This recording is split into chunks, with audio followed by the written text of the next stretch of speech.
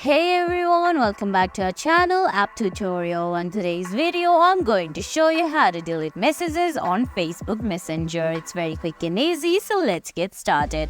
First, open the Messenger app on your phone. If you don't have the app yet, you can get it from Google Play Store or the Apple App Store. Once you do that, open the app, give your login details, and sign into your Facebook/Messenger account.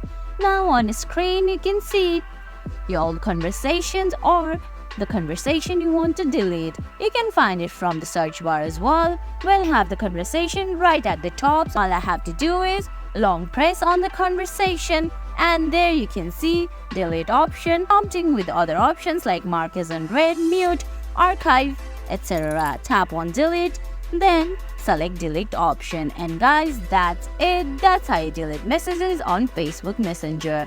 I hope you found this video helpful. If you did, please give it a thumbs up, leave a comment, subscribe to our channel, and hit that bell icon. See you in the next video. Thanks for watching.